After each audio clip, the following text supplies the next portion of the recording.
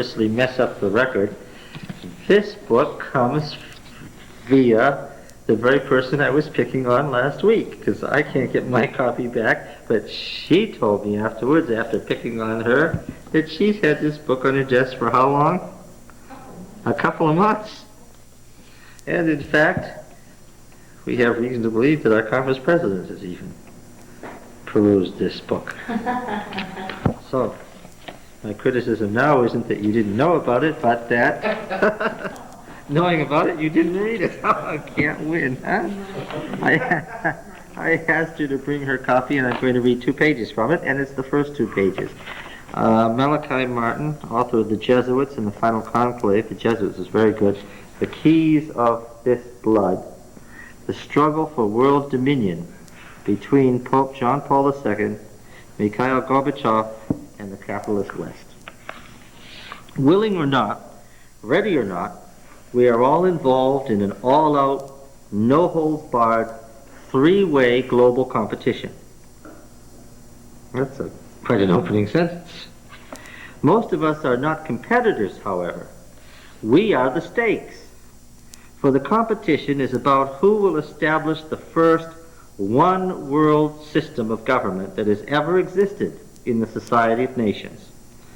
It is about who will hold and wield the dual power of authority and control over each of us as individuals and over all of us together as a community, over the entire 6 billion people expected by demographers to inhabit the earth by early in the 3rd millennium. The competition is all out because now that it has started, there is no way it can be reversed or called off. No holds are barred because once the competition has been decided, the world and all that's in it, our way of life as individuals and as citizens of the nations, our families and our jobs, our trade and our commerce and money, our educational system and our religion and our culture, even the badges of our national identity, which most of us have always taken for granted, all will have been powerfully and radically altered forever. No one can be exempted from its effects. No sector of our lives will remain untouched.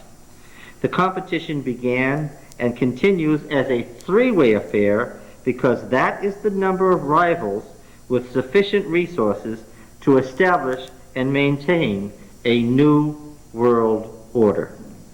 Nobody who is acquainted with the plans of these 3 rivals has any doubt but that only one of them can win.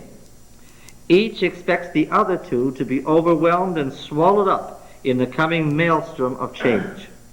That being the case, it would appear inescapable that their competition will end up as a confrontation. As to the time factor involved, those of us who are under 70 will see at least the basic structures of the new world government installed.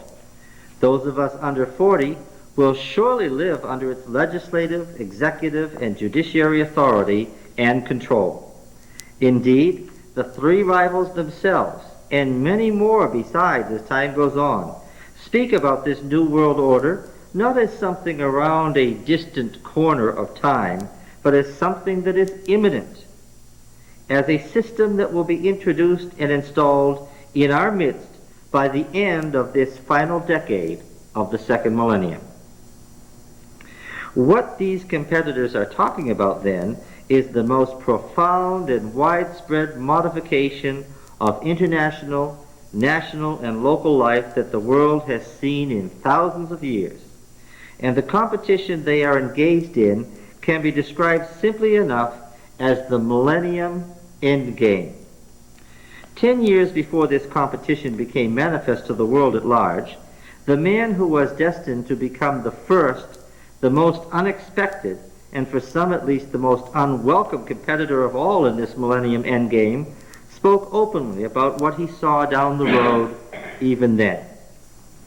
Toward the end of an extended visit to America in 1976, an obscure Polish archbishop from Krakow by the name of Karol Wojtyła stood before an audience in New York City and made one of the most prophetic speeches ever given.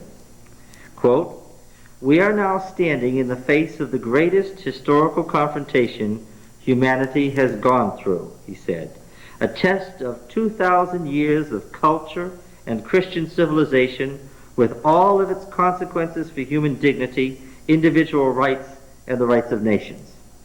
But he chided his listeners on that September day. Wide circles of American society and wide circles of the Christian community do not realize this fully. Perhaps the world was still too immersed in the old system of nation states and in all the old international balance of power arrangements to hear what Wojtyła was saying. Or perhaps Wojtyła himself was reckoned as no more than an isolated figure hailing from an isolated country that had long since been pointedly written out of the global power equation. Or perhaps, after the industrial slaughter of millions of human beings in 2 world wars and in 180 local wars, and after the endless terrors of nuclear brinksmanship that have marked the progress of the 20th century, the feeling was simply that one confrontation, more or less, wasn't going to make much difference.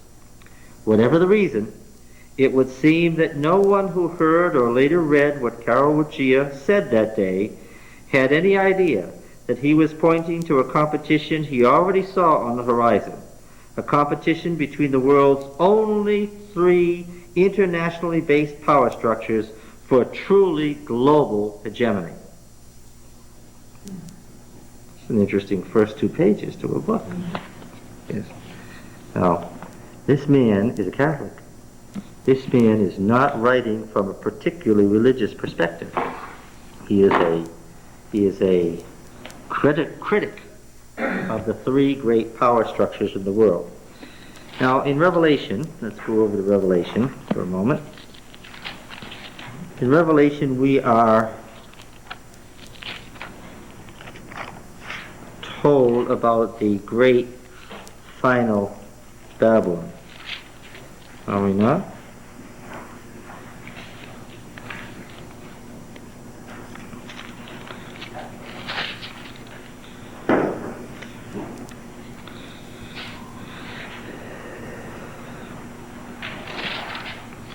How many parts are there to Babylon in Revelation? When Babylon splits up in the great earthquake, how many parts does it divide into? How many parts are there to Babylon in the 10? No. There's a tenth of the city done. No. Huh? 3. Yes, the 3 parts of Babylon. When Babylon is broken up, it breaks up into 3 parts. The 3 parts are alluded to in the 7 seals, and they are alluded to again in the 7 trumpets, right? You find the 3 parts in the 7 trumpets, and again in Revelation 12 and 13, where you have the dragon, the beast, and the false prophet. Okay? Now the dragon, the beast, and the false prophet are the 3 great powers of which Malachi Martin writes. They are the 3 parts of Babylon. All right? And it is to these 3 parts of Babylon that the 3 angels in Revelation 14 are addressing their messages. So if you don't understand what the 3 parts to Babylon are, then the 3 angels' messages are kind of in a vacuum. What are these 3 messages about? Why are they? Where are they from? What are they answering? It's always nice to understand an answer if you know what. What is the question? What is the issue being answered? Right? Everybody agreed on that? Yes. All right. Now then, you'll notice too that what do we see in Revelation 16 verse 13?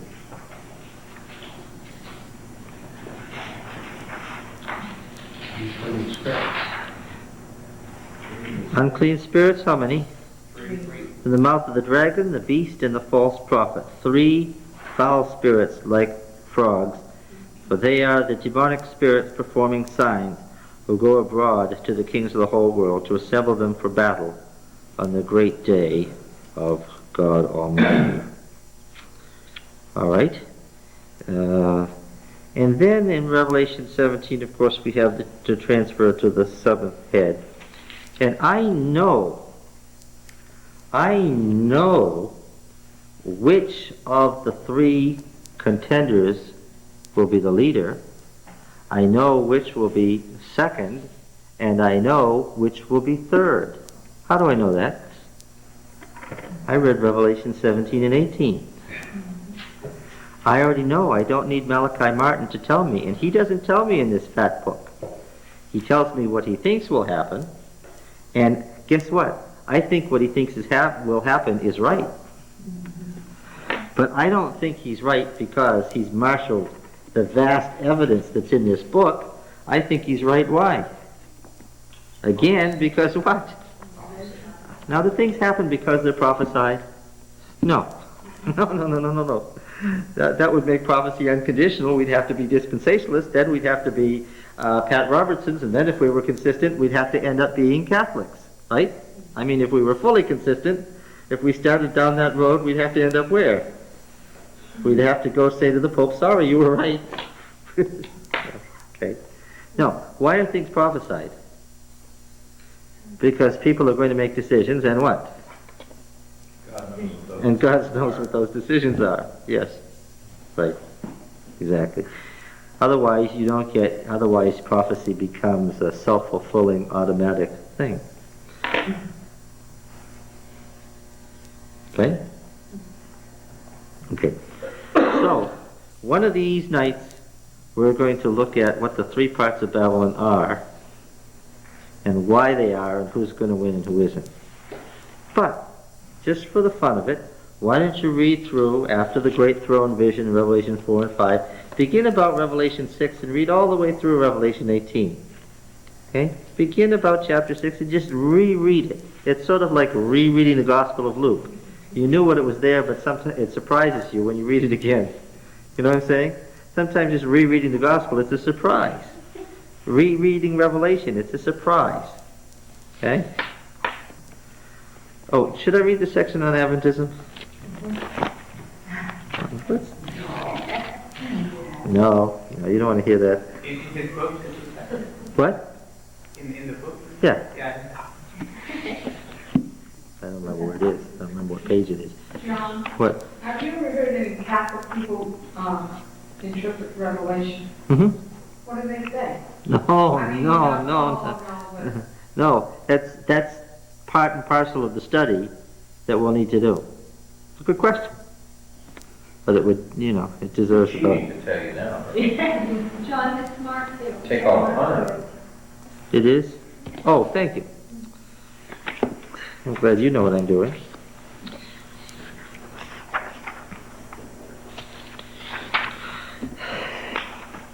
This is the provincial globalists, it's chapter 15. Every major globalist group in today's international arena has a system of underlying ideas about the world and as a system of acting in relation to the world based on those ideas. You would expect that to be so if it's an international system. Any international system must have become an international system because it has a perspective on seeing the world as a whole. Wouldn't you expect that to be the case? Yes. All right. That being so, it has to be said that anyone walking with Pope John Paul through his situation rooms of seeing the plethora of groups that form his first and broadest category of globalists would be hard-pressed to see any trait common to them all. Each group views the world in a different and often in a sharply contradictory light. Christian religions vie with each other. All of them contend with non-Christian religions, which in turn contend with one another. Religious systems compete with non-religious ethical systems, and all of those compete with political ideologies. Groups that are relatively small and localized stand in brave and confident opposition to groups much larger in their membership and far more extensive in their geographical reach. Despite all these differences, however, one prime characteristic is shared by all the groups, which impels the Pope to compare, contrast, and assess them in similar terms. Because each of them is certain that its a system of ideas, as it stands, is the basis upon which the New World Order must be arranged, each is just as certain that the world will beat a path to its door. Now let's ask this about Adventism. Does Adventism teach that a new world order must be established and is at hand? And does it believe that that's a political and religious order that will change the order that now is? Oh, yes. Oh, yes. Does that have political implications? Of course it does. Yes. The likelihood that any of these groups will achieve the globalist victory it envisions is remote on the face of it. Each group's underlying system of ideas about the world cannot be adapted without essentially destroying the group itself. On the other hand, those underlying systems cannot be adopted as they stand by the rest of the world without dislocating or displacing the primary globalist aims current among the nations. Nevertheless, to argue that these provincial globalists do not have a significant impact on the globalist tendencies of the rest of the world would be to go too far. Provincial though they may be, each of them has suddenly found itself on the world stage. To one degree or another, each has learned to play a role on that stage, using all the international instruments, globalized media, intergovernment and intercultural forums to impress its outlook like a stamp on other minds. Further, each of these provincial groups enjoys a certain advantage in a world that is increasingly shorn of any commonly accepted system of values, at the same time that it needs such a system as the glue for a new political arrangement among the nations. In these circumstances, everyone feels impelled to give a hearing to any and every point of view. It is precisely because each of these provincial globalist groups has a voice, and in some cases even a certain appeal or vogue, beyond its own understanding, that John Paul has spent time with certain of his close associates analyzing each of them, reckoning the impact each is likely to have on the practical order of the world's new vision of itself, and assessing the future of each. The first provincial globalist group stands alone, and he describes who that is. In the second provincial globalist situation room, one set of maps and action models is shared by several groups of Christians: Adventists, Baptists, and evangelical sects, and non-Christians, the Christian Scientists, Jehovah's Witnesses, Mormons, and Unitarians, who are as exclusively minded as their Muslim counterparts, but without the expressly political ambitions and the revolutionary extremism. Minimalists, some of John Paul's associates call these groups, because they expect to constitute a minimum of the world's population until some as yet unknown last day of mankind's history. Minimalist is an adequate term to describe these groups as far as their membership goes, except for the Baptist and evangelical sect, where the numbers are reliably placed around 50 to 70 million worldwide. None of the others exceed 7 million, the smallest number being the Jehovah's Witnesses, and the term minimalist aptly sums up the essence of whatever globalist outlook they have developed. Deliberately restrictive in their idea of how the vast majority of mankind will fare in the long and final run, they expect that their religious outlook, now shared by a minimum number of human beings, will become the absolute norm for all those, a restricted number, who will fare well and achieve eternal happiness. Because none of these are churches of the poor, being largely located in the economically upper, middle, and upper classes of society, their influence can be disproportionately larger than their numerical size would warrant. Most of the groups officially engage in very active and well-heeled missionary work, in which they compete with Roman Catholicism in its missionizing attempts. Each of them has a deeply rooted opposition amounting to a nourished enmity for all that John Paul represents as a churchman and geopolitician. In their quite evident globalism, one cannot detect even the basic lines of geopolitical thought. Placing their central hopes for victory in the arrival of some particular day of the Lord, and lacking any lived experience of geopolitical action, they are globalists in outlook but do not enter into geo-religious contention.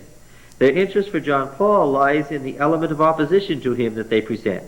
That opposition among the non-Christian minimalists is obvious, especially if, like the Mormons and Christian Scientists, they deny the central tenet of John Paul's Christianity, namely the divinity of Jesus.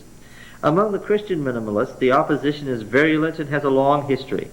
Despite their mutual differences, for instance, between the Advent Christian Church, the Church of God, and the Seventh-day Adventists, they are at one in opposition to Rome as the red whore of Babylon.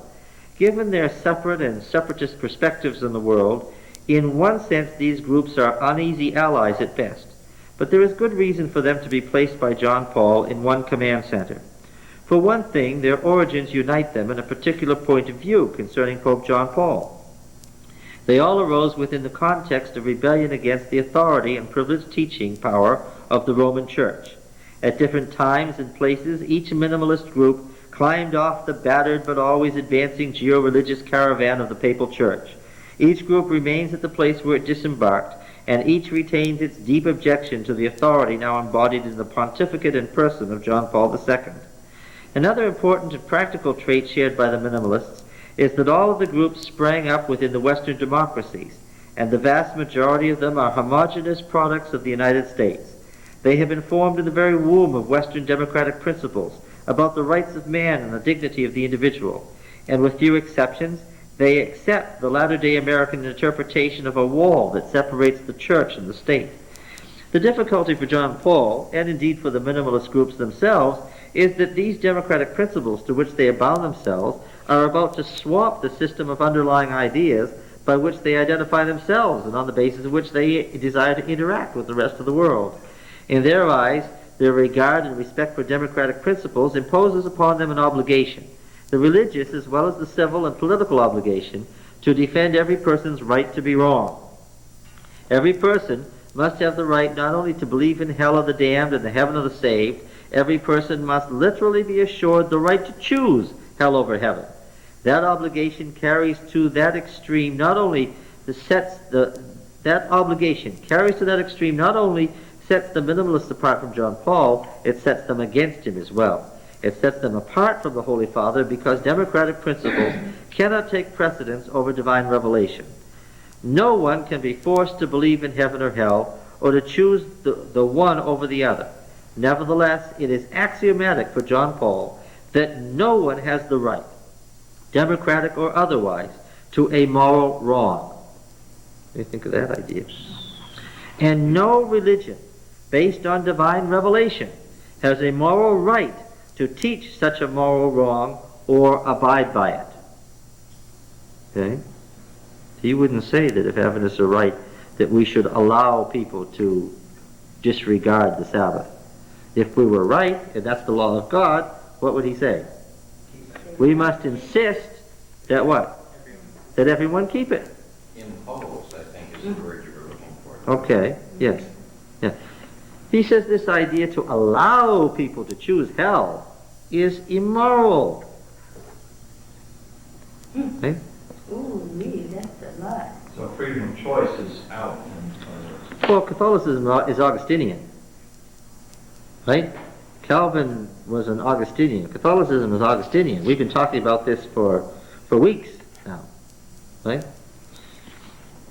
There's no imposition, but the basic philosophy still exists. Mm-hmm.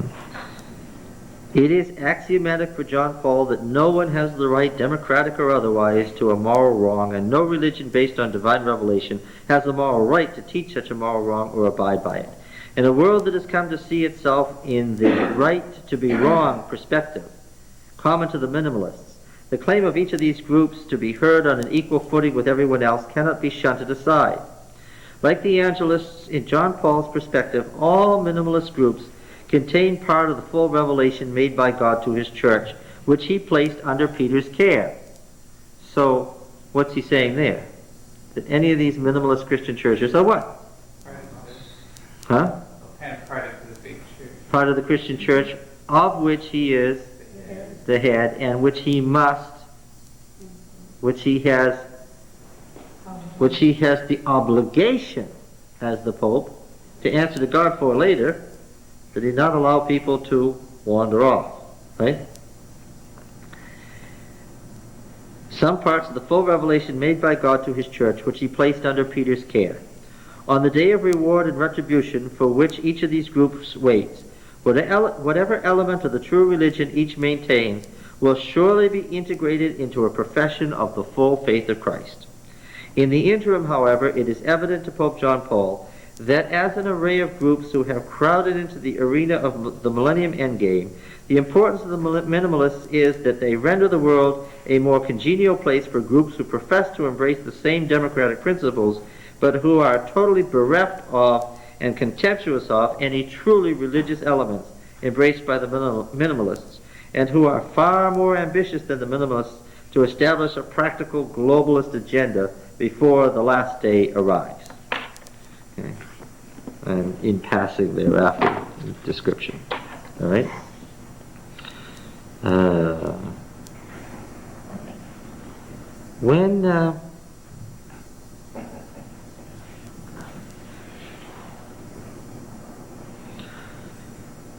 Who's the commentator who worked for Jimmy Carter as press secretary, who now has a program on PBS?